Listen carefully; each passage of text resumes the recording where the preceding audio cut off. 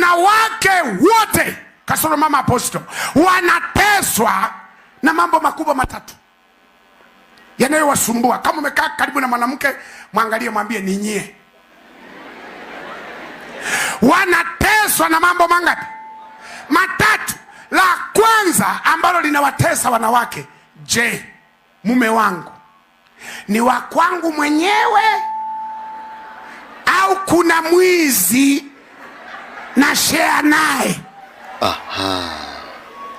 Hiyo ndio wasiwasi kubwa ambayo mwanamke yuko nayo.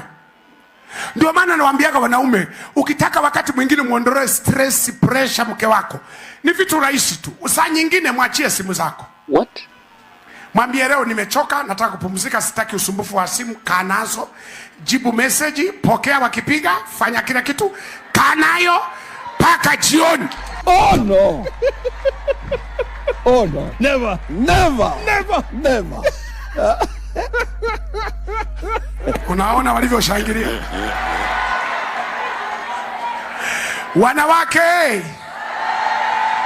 Mnaonaje siku moja moja tuwe tunawaachia simu zetu? Wangapi wanasema hiyo sawa? Amsikia mama mmoja yuko anasema hawawezi. Kwa nini hawawezi? Ndio maana juzi nilikuwa nafundisha semina ya ndoa mahali, nikawaambia password yoyote anayoweka mume wako hajaiweka kwenye simu, ameuwekea moyo wako ili usife, mlee watoto. Kwa hiyo ukiona ile password imewekwa sio kwenye simu, ni kwenye moyo wako, kwamba mke wangu tulia. Yes, mode pass. Yes, mode pass. Yani hiyo ni kwa ajili ya moyo wako, kwamba mke wangu tulia, tulee watoto mpaka mwisho.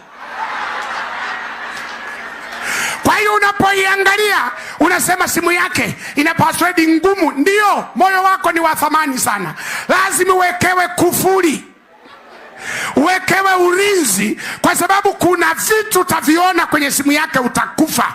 Na kulea watoto nani atalea? Kwa hiyo mke wangu tulia, tulee watoto mpaka kufa.